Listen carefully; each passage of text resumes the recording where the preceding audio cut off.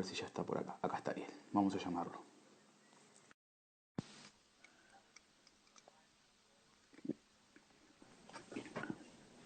Ariel, Buenas, querido, ¿cómo estás?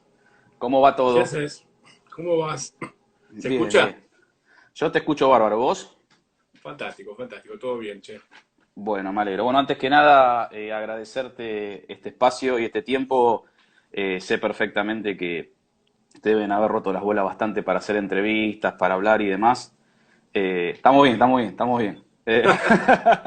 Y de verdad, Bueno, de verdad agradecerte porque como le dije también a colegas, no tengo un programa de radio, no tengo un canal de YouTube con 80.000 suscriptores y sin embargo te copaste en charlar un rato conmigo, barra con nosotros, que somos los que estamos acá y se va a ir sumando mucha más gente. buenísimo, Eh, buenísimo. ¿Cómo estás vos? ¿Cómo llevas el tema de la cuarentena? Yo estoy básicamente transformado en un potus. Tremendo embole. eh, o sea, por mí no pasa nada. El tema está que, bueno, yo tengo un hijo, vivo con mi Sí, mujer y mi hijo. Mi hijo tiene 14 años y se complica. Tener un chico sí. encerrado se complica.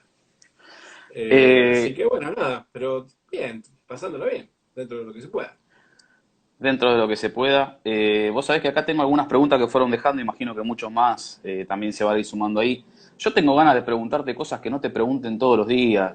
No te Preguntá quiero lo que preguntar. quieras, preguntá lo que quieras. Sí, Para eso estamos acá y lo interesante es bien. responder. A mí una de las primeras preguntas que se me vienen a la cabeza es, ¿cómo podés sobrevivir vos en el escenario que te toca con respecto a dar ayudas muchas veces a la gente sin ningún costo, porque es totalmente gratuito cuando haces un video en vivo, cuando haces un video en YouTube, contestás preguntas de onda? ¿Cómo podés convivir con que haya todavía gente que a veces te bardee y te falta el respeto? O sea, ¿cómo haces para sobrevivir con eso? Mirá, yo empecé con el tema de los foros cuando mucha de la gente que quizás está viendo no había nacido. En el año 99, junto con un grupo de amigos, formamos el PRS Forum, el Forum PRS, que fue un foro exclusivo de guitarras PRS que llegó a ser tan grosso que el mismo Paul Reed Smith nos invitaba a la fábrica y nos hicimos amigos de él. Yo tengo varias fotos subidas en mis redes tocando con Paul, o sea, nos conocimos en esa época. De ese foro se desprendió The Gear Page. Sí, la conozco. Bueno, los fundadores de The Gear Page, Brian Scherzer y Scott Peterson, son dos grandes amigos míos que son los que tienen un sello discográfico que editó mis discos solistas. Bueno, yo conozco a toda esta gente desde hace muchos años. Cuando The Gear Page empieza a despegar, que yo ya venía con la ruta de los foros, a mí se me ocurrió hacer una especie de The Gear Page en castellano, que ahí fue donde nació Musiquiatra. A lo que voy con esta pregunta es que, como yo vengo con las redes de hace más de 20 años, me acostumbré, Claro. te acostumbras a los palazos, te acostumbras a que la gente crea que vos ganas fortunas haciendo un fucking test de un Tube Screamer. Claro. ¿Entendés? O que vos hablás bien de una cosa porque le dan un montón de plata, o todas esas ridiculeces que la gente cree, que es parte del mito en realidad, ¿no es cierto? Eh, Sí. la verdad que, qué sé yo, al principio me hacía muchísimos problemas, realmente la pasaba bárbaro, y un día, para serte 100% honesto, mi hijo era chiquito, tendría 2 o 3 años, un tipo me bardeaba por internet, y yo me empezaba a poner mal, y mi hijo me vino a hablar y yo le contesté mal, o lo reté feo. Y ahí me di Fue el cuenta, quiebre. pero ¿cómo le voy a hablar mal a mi hijo porque un pelotudo que yo no conozco se está divirtiendo gastándome? Ahí me cayó una ficha y dije, no, no me tengo que hacer más problemas. Entonces me lo tomo con humor, no me queda otra.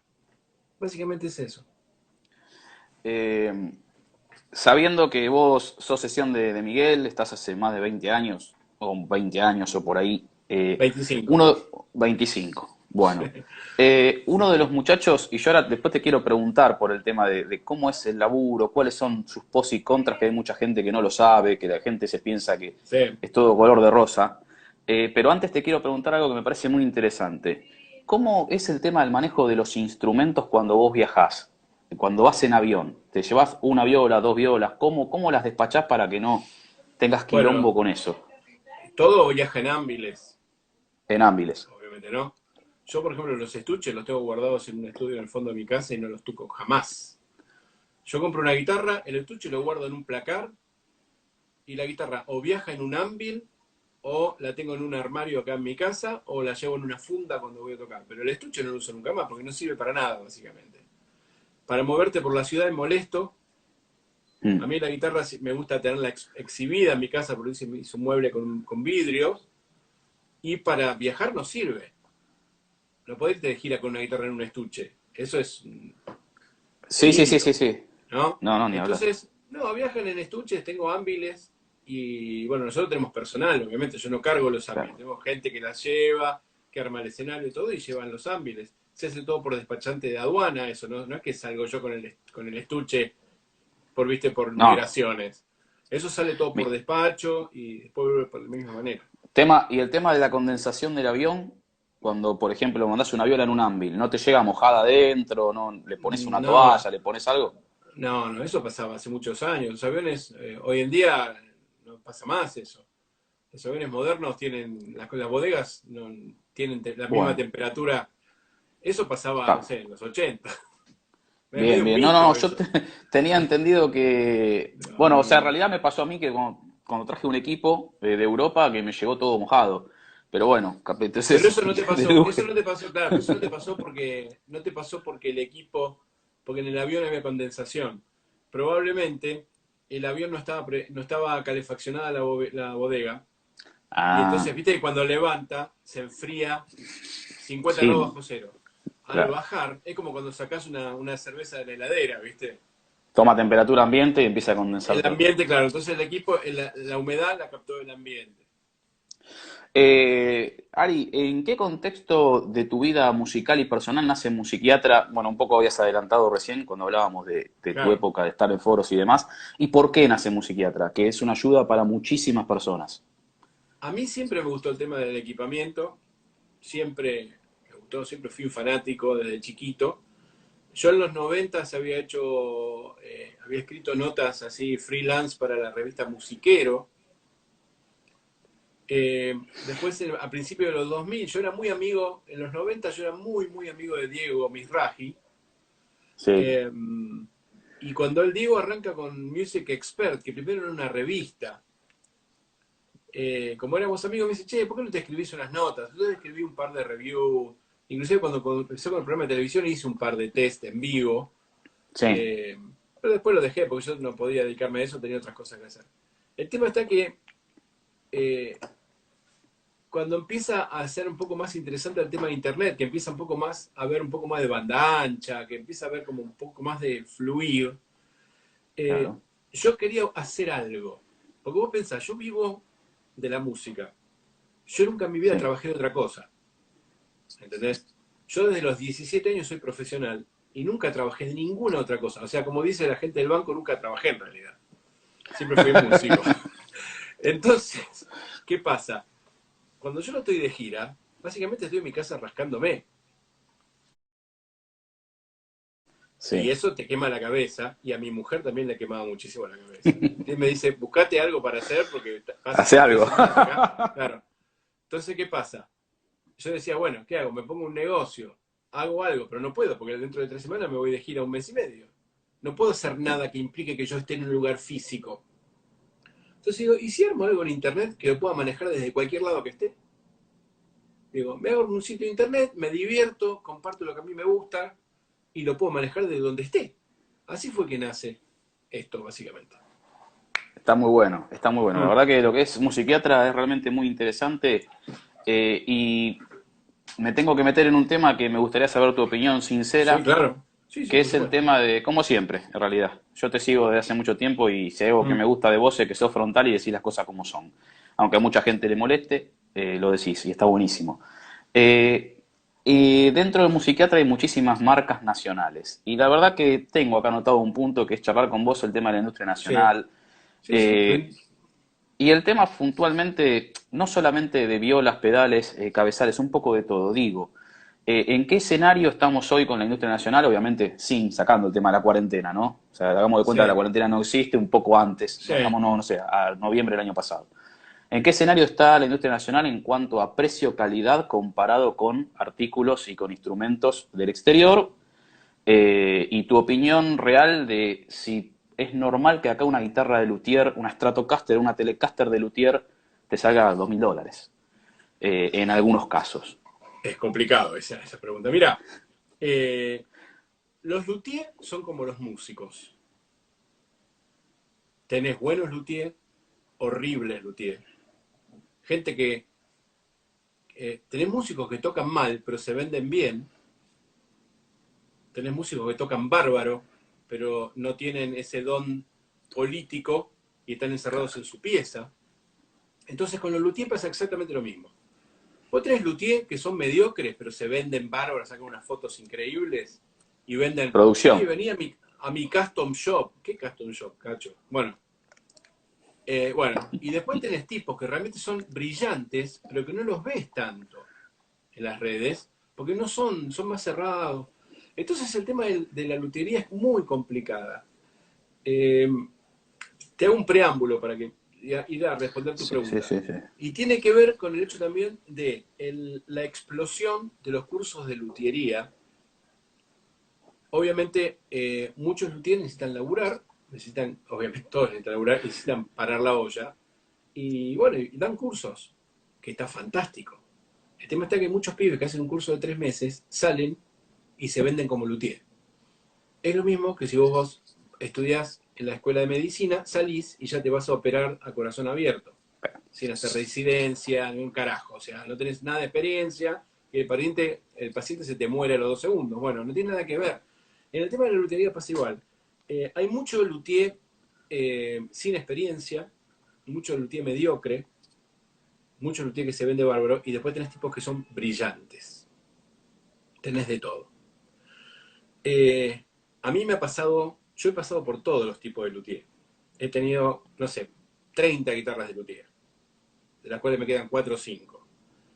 He tenido guitarras de luthier espectaculares, guitarras de luthier que son una basura, guitarras de luthier que son espectaculares, pero al año se doblaron todas, porque el luthier no sabe elegir la madera, porque no tiene experiencia para eso. Qué detalle, Eh, ¿no? bueno, hay un montón de detalles que tienen que ver con el hecho de que se complica. Entonces, eh, vos me decís, recomendame un luthier. Y yo te puedo recomendar 3 o 4 luthier. La El vas a tema tener es que que poner toda. no, yo te recomiendo el luthier sin dudas, pero va a aparecer gente a la cual ese luthier le vendió una guitarra con un puente cambiado, o que ese luthier le tardó 1 año y medio, ¿entendés? O sea, te metes en un juego en el que es difícil salir, porque son todos seres humanos, y algunos se mandan cagados y otros no, y por ahí un tipo que es re buen tipo, re buena onda, no es tan buen luthier. Y por ahí un tipo que es un capo como luthier es medio garca. Entonces, Claro. ¿dónde trazas la línea? Se complica la cuestión. Entonces yo trato de no recomendar luthier en lo posible. Obviamente, musiquiatra, perdóname que lo nombre, no quiero nombrarlo mucho No, pero no, no, dale, es, si yo justamente bueno, te ¿qué pregunté por pasa? un Musiquiatra psiquiatra. es un sitio, musiquiatra es un sitio que es un programa de televisión, es un canal, ¿entendés? Y los canales, si no tienen publicidad, cierran. Entonces, a mí, la gente que publicita musiquiatra me paga una guita que bastante poca, no es alta ni ahí, pero, entonces, ¿qué pasa? Vos tenés publicidades, pero una cosa es la publicidad que vos ves ahí y otra cosa es lo que yo uso. Yo como persona y como músico, vos ves lo que yo uso y yo uso lo que a mí me gusta y me da resultado. Lo que vos ves que yo no estoy usando es porque no me sirve. Claro. Entonces de repente hay mucha gente que sabe que a mí me han llegado guitarras de luthier, inclusive renombrados, que las usé un poco y después las dejé de usar. Entonces no me preguntés por qué no la uso. Es claro por qué no la uso. Claro. Se ¿Entendés? entiende. Yo no salgo a las redes a decir, compré la guitarra Cacho porque es buenísima y después no la uso. No, jamás. ¿Te ha Se pasado, complica. gracias Ari, ¿te ha No, por nada. pasado que se te haya enojado alguno porque le devolviste algo? Sí, por supuesto. Por supuesto. Luthier, fabricantes de pedales, fabricantes de amplificadores. Una de las cosas que yo me prometí cuando empecé con esto, como plata no hay, Fer, como Sí. plata no hay, eh, lo único que me queda es el hecho de hacer las cosas lo mejor que se pueda. Entonces, nosotros los reviews que hacemos, los hacemos si la cosa más o menos está buena. Si me mandas un pedal que es una mierda, yo tuve que tomar una decisión. ¿Qué hago? Le hago un review y digo, esto es una mierda, y le arruino la carrera a un pibe que por ahí puede mejorar. Digo que está bueno y lo cago al comprador. No. Entonces, ¿qué No, hago? No le eso hago es lo review. peor. Entonces, ¿qué pasa? Vos me mandás un pedal a mí que no está bueno y yo te lo devuelvo y digo, mira, no me gusta porque esto se puede mejorar, qué sé yo. Me ha pasado con amplis, me pasó con instrumentos, me pasó con pedales. ¿Qué pasa? Alguna gente lo toma bien, mejora el producto y me lo manda de nuevo.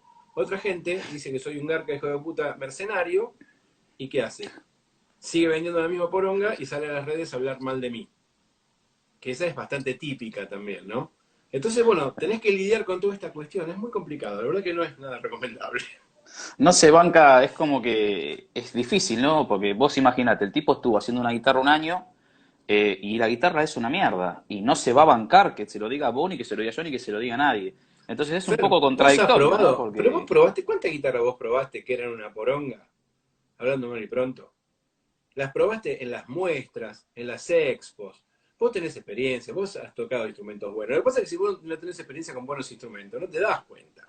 y es más difícil. ¿Entendés? Pero vos agarrás una copia de un estrato que luce buenísima, pero la agarrás y te das cuenta que el mango, el perfil está mal, que el No, balance está los mal, trastes te que los trastes están te mal cortan los puestos. dedos. Claro, entonces decís, loco, claro, vos hablás mal de ese tipo o directamente no lo nombrás, yo elijo no nombrar directamente, entonces automáticamente ya vos tenés algo contra esa persona, pero nunca asumen la parte que le corresponde de ver, a ver, no estaré equivocado, no estaré mal. Eso nunca nadie lo toma. La autocrítica en la industria nacional es casi inexistente, por decirte de una manera a lo bestia. Sí, sí, sí, no, no, comparto todo y lamentablemente hay veces que por ahí, si sos frontal y decís la verdad, te toman como un conflictivo, como decís vos, como un mercenario que, no, mira, a Ariel no le gustó, y pero pará, por algo no le debe haber gustado, en vez de aprovechar a un tipo que se la pasa viajando por Estados Unidos, que probó No, 70.000 millones de ¿sabes qué guitarras, pasa? Y ¿viste? después te juzgan, claro, pero te juzgan por ejemplo, te cuento una anécdota. En la última expo que hice yo hace 2 o 3 años, eh, había un luthier que hace unas guitarras que son tremendas. No sé si lo conocés, bueno, Maslow. Sí, amigo mío, Bueno, Frank. bueno, a mí los instrumentos me parecen espectaculares. O sea, yo no me compraría una guitarra de esa porque yo no toco ese estilo. ¿Entendés? Pero la guitarra me pareció espectacular, me pareció brillante lo que hace el pibe. Sí, porque ¿Y es qué nuevo pasa? aparte, No, innovó en bueno, la y industria lo que nacional. mandan privado diciéndome, ¿qué te contra Maslow, Garga? ¿Por qué no usas guitarras Maslow? No, no, Garga, qué sé yo qué. Digo, no las uso primero, porque no tengo una Maslow. Segundo, porque no es el estilo que toco yo. Es como que me vengas a preguntar por qué no uso una Gibson L5, porque no toco jazz. No porque no sea buena. ¿Entendés? Entonces tengo que andar explicando porque se confunde y es complicado. Entonces hay que medio como que tratar de aprender a separar todo, ¿no? El tema, Ari, te tomo algo de esto último que decías, ¿no? Qué importante que es, y corregime si estoy equivocado y pensamos parecido o igual, en el hecho de que no todo sirve para cualquier cosa. Y hay muchos guitarristas que se matan queriendo convencerse y convencer al instrumento que tienen adelante de que sirve para todo, o sirve para una determinada función que no sirve. ¿Es así? ¿Estoy equivocado? Corregime si Mira, estoy equivocado. mira, eh, la gente arranca tocando la guitarra para imitar a alguien. Por lo general, yo, la primera guitarra que me compré, yo quería ser como Richie Blackmore. ¿Entendés? Entonces me compré un estrato en marca, no me acuerdo qué marca, una marca así, pedorra, es una SX, es una custom shop al lado de la guitarra que tenía. Así como la de Richie Blackmore. Y toqué con esa guitarra durante años. Y después me agarró un ataque porque quería una Les Paul. Y, y empecé a tocar con Les Paul. Y después me di cuenta que yo me siento incómodo con la Les Paul. Claro. Y todavía tengo alguna Les Paul, pero no me gusta. O sea, es un instrumento brillante, pero yo no me siento cómodo. Y yo veo que le pasa mucho eso a la gente, que muchos compran por cómo luce, porque el ídolo usa, y se esfuerzan en que les guste un modelo determinado. Y cuando van madurando como artistas, como instrumentistas, se empiezan a dar cuenta que a lo mejor esa guitarra que tanto detestaban les calza mucho mejor, tanto en audio, con ergonomía, con su manera de tocar, ¿entendés? Sí, Entonces, sí, sí. tiene mucho que ver con eso, no hay que cerrarse a nada, básicamente. No, no, sí, sí, coincido en eso, creo que pasa muchas veces, que vos agarrás y querés convencerte de que vas a tocar con una Strat un tema de Pantera, y no vas a poder, o sea, No, no, y ahora, es preferible que vayas mirando otras cosas, tocar con un pero, estrato, con una tele, con un estrato, con una tele puedes tocar cualquier cosa. Pero, tocar con una tele o un estrato, un tema de Pantera, es como tratar de aflojar un tornillo con un cuchillo. claro, Vas a poder, pero no es la que va. claro, exactamente. Tengo acá anotadas algunas cosas más y bueno, hay algunos Dale. que están preguntando, vayan preguntando algunos también si tienen alguna duda para ir. Preguntas interesantes, aprovechémoslo. Tema de discos propios, Ari, ¿vos tenés dos en este momento? Sí, tengo 3 discos Tres. y estoy laburando en el cuarto. ¿Qué estilo? Aparte, bueno, esos discos solistas, con mi nombre. Sí, Después sí, sí, con sí. mis bandas tengo un montón también, pero solista tengo 3. Lo que pasa es que están todos editados afuera. O sea, nunca salieron en Argentina porque acá a la gente, los sellos nunca le interesó lo que yo hago, digamos. Yo llevo menos gente que una moto cuando toco, así que imagínate. Quieren escuchar, Eh, acá escuchan otra cosa, acá le dan no, prioridad a no, otra cosa. por eso, pero los sellos afuera siempre me han dado mucha bola, ya te digo. Y de hecho vos te metés en el Apple Music o en Spotify, hay creo que un par de discos, 2 o 3 discos míos editados en las redes. ¿Qué estilos son? ¿Cómo lo describirías? El ¿Qué te gusta? primero, ¿Qué te gusta tocar en tus discos? a mí me gusta tocar rock, yo soy Rush, Van Halen, Deep Purple, todo ese palo, ¿no? Pero, ¿qué pasa? El primer disco que tengo, yo canto también. Entonces, ¿qué pasa? El primer disco mío es más canción, Claro. rock, pero canción. Y después hice un disco instrumental, el típico disco que todo guitarrista quiere hacer una vez en su vida. Era hacerse el Todo Guitar solo de Hero guitarra. y hacer un disco con todo solo de guitarra. Bueno, el segundo disco es todo así, que el tema de apertura de musiqueta es uno de los temas de ese disco, cosa que no volveré a hacer nunca más. Era uno, ¿Entendés? era Sí, ese. una vez que hiciste el disco instrumental, ya está, ya bajá la persiana porque, viste, no es así. Así que bueno, nada, ahora estoy siguiendo con la composición de canciones y esas cosas. Bien, bien. Tengo acá un muchacho, un amigo, Charlie, que preguntaba algo realmente muy interesante. Son tres preguntas en una, vos manejalas como vos te guste. Eh, te compraste, una de las preguntas claras fue ¿por qué nunca te compraste, que yo imagino que sí, te debes haber comprado, un Astrato de los 70s, o sea, pre-CBS? ¿Y en qué contexto entra el tema de las épocas de Fender y Gibson que tuvieron algunos años? Yo sé que vos en el Musiquetra hiciste un post dedicado a Sí, esto y un montón de test, pero bueno, siempre hay alguno que por ahí no le llegó esa info, entonces si se puede redondear un poquito ahí claro. algunas épocas como para... Bueno, primero, claro, pre-CBS es anterior al 65, Bien, no de los 70. ¿Eh?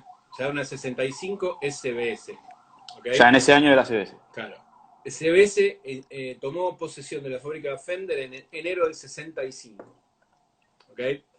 Bueno, una vez pasado eso, el tema está que pasa por. He tenido un montón de guitarras vintage. O sea, te metes en mi canal de YouTube y tengo test de guitarras mías: 73, 79, varias, 71, 68, 57. O sea, he tenido un montón. Sí. El tema está que las tengo un tiempo, después las hago circular, porque yo no soy fana de los instrumentos vintage. Ujú. ¿Ok? A mí el instrumento vintage para mí es un instrumento que tiene 80% de mística y 20% de realidad tonal. Para mí una buena estrato grosa, hecha hoy con todo lo mejor, a mí me gusta más que un estrato vintage. ¿Ok? ¿Por qué? Porque a mí me gustan las guitarras con ciertas características. Y a esta edad de mi vida, a mí ya no me sorprende más una guitarra 58. O sea, a mí me Claro, chupa un huevo, ¿entendés? Entonces, ¿qué pasa? Vení con una 64 y hay gente que se babea y se muere. Yo digo, qué linda, y me voy. Ya toqué un claro, montón. Y entonces me doy cuenta que no son para mí. A mí no me gusta el radio 7 en cuarto, no me gustan los 21 trastes finitos, no me gusta el perfil que tenía en esa época. Entonces, ¿para qué voy a esforzarme en que me guste algo que ergonómicamente, Y para fortuna mí aparte. está superado por otras cosas. Entonces, si quiero una guitarra para coleccionarla y ponerla en una vitrina y ganar dinero con ella, guardándola como si guardase un lingote de oro, fantástico. Para eso sirven las guitarras vintage. Una guitarra Claro. vintage se me la compra un dentista, un abogado, ¿entendés? Pero para un músico que toca, Bien. no es así. El tema está que la gente que se muere por las guitarras vintage y se babea por las guitarras vintage, el 99,9% de ellas es gente que no toca profesionalmente, eh, o que toca profesionalmente y tiene 7 millones de guitarras nuevas y se compra la vintage como para tener una inversión, pero tampoco están así. Es mi punto de Eh, vista. no, no, obvio, obvio, obvio. Yo lo comparto y me ha pasado también de probar muchas violas viejas y después cuando tenía que tocar algo de mi palo por ahí, decía, no, no me sirve. Claro. Yo la entiendo, está buenísimo, más allá del valor que tenga, porque también estamos hablando de instrumentos que son carísimos. No, O no, pero sea, por eso, para mí la guitarra vintage es una estampilla, es la estampilla con el avión impreso al revés. claro, ¿Entendés? Es una fucking estampilla que cuando salió valía un centavo de dólar y ahora vale 5 millones de dólares. ¿Por qué? Porque es rara. claro. Un Strato del 61, 62 vale 50.000, 70.000, 100.000 dólares porque es rara. ¿Entendés?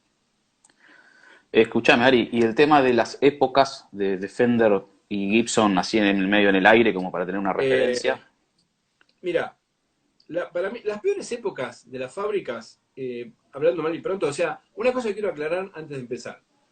En todas las épocas hay guitarras buenas y malas. Sí, En las peores épocas que yo voy a nombrar ahora, hay guitarras muy buenas también. ¿Eh? El tema es así. Vos tenés que entender el contexto para entender lo que te voy a decir ahora. El rock en los 50 y principios de los 60 era una música de nicho. ¿Ok? claro, Entonces, ¿qué pasa? Gibson, entre 1957 y junio del 60, fabricó 1700 Les Paul. ¿Entendés? El Les Paul con humbucker existen 1700. Por eso valen un fangote, de las cuales quedan 1100. claro. Gibson hoy fabrica 1100 en una semana. ¿Se entiende? Sí, sí, claro. Entonces, ¿qué pasa? La producción de guitarras era muy chica en esa época. Se fabricaban pocas guitarras. Entonces, la madera se elegía un poco mejor. No le ponían cualquier cosa. Le dedicaban un poco más de tiempo a los rebajes, a los pulidos. Vos agarrás una estrato vieja, tienen los rebajes más pronunciados. Cosa que hoy en día replica el Custom Shop a $5.000. Eso es lo que te quiero decir. Una guitarra grosa hoy tiene la misma calidad. La que no tiene la misma calidad es la guitarra de producción de $700. ¿Ok? Claro. Bueno, entonces, Eso es esa así, guitarra se hace perdón que te interrumpa, una custom shop de hoy, garpa. es tremenda, tremenda. Bueno, ¿qué pasa? A medida que el rock se fue haciendo cada